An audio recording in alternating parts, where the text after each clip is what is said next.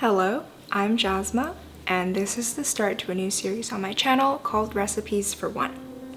I'm on a mission to provide a centralized place for you to find lots of small-scale and single-serving recipes without having to go through the process of reducing a regular recipe when you are trying to cook for just one person. Now, I'm aware that single-serving recipes is nothing revolutionary, and you can probably find tons of it on the internet.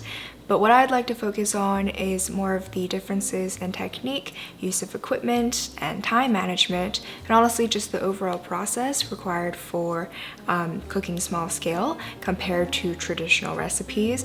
So to start the series, I'm making a chicken pesto pasta for one. So portioning is something I usually play by ear because I am aware that single serving means something a little different to everybody.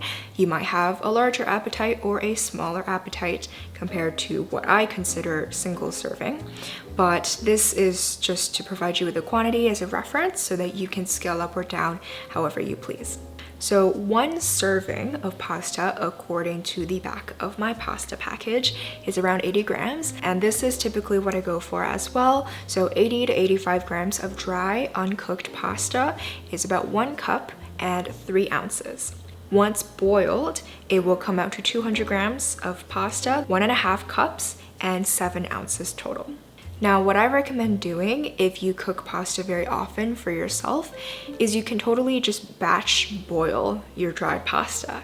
I like to leave my pasta slightly undercooked when it comes to batch boiling because if you need to heat the pasta further when you add it into your recipe, you don't want it to become overcooked and really mushy. Once you're done cooking the pasta, run it under some cold water. This removes the excess starch from the surface and prevents the pasta from sticking together as much. You can also toss it in oil, but I don't usually find that necessary unless you're using spaghetti.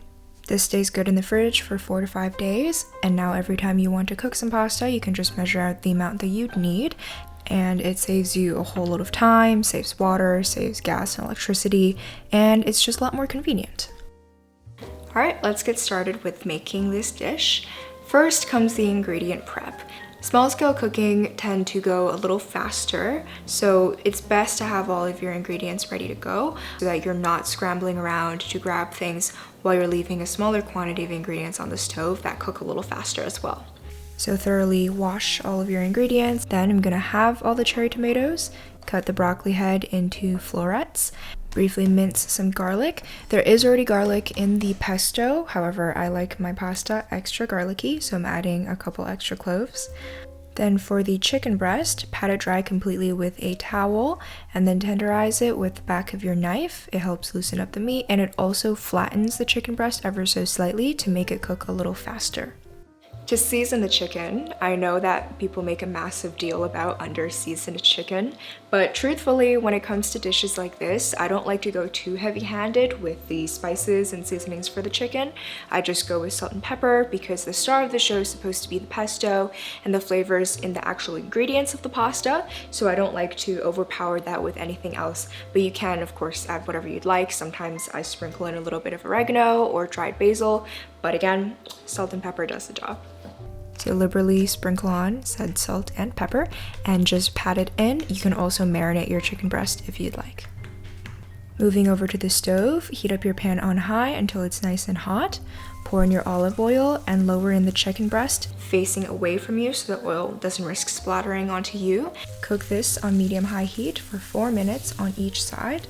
The time will vary depending on the size and thickness of your chicken breast, so keep an eye on it and don't let it burn. Once done, let the chicken breast rest on a clean cutting board before slicing. Lower the heat down to medium-low, and in the same pan, you can clean it if you'd like, add in the pesto, garlic, and broccoli florets, and cook this until the garlic is fragrant and the broccoli has a really vibrant green color. If you are using more broccoli or a vegetable that takes a lot longer to cook, then it's best if you blanch it in the water that you use to cook the pasta in so that you don't risk overcooking the pesto.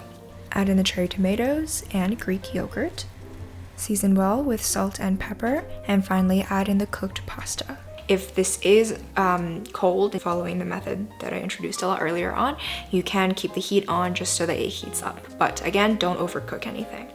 Otherwise, turn the heat off and stir until everything is evenly coated and well distributed, then transfer into your serving bowl. The chicken breast should be well rested at this point, so slice it up into nice and thick slices and lay it on top of the pasta. Garnish with some freshly grated Parmesan cheese as well as some fresh basil if you'd like. I hope you liked this dish. It's a very well-balanced and nutritious meal for any time of the day. Comment down below if there are any specific recipes that you would like to see me turn into single serving recipes. And if you'd liked this recipe, be sure to grab it from my blog, jasmafusioncuisine.com, where everything is fully written out and there are photo references for every step. Thank you for watching and stay tuned for more from the Recipes for One series.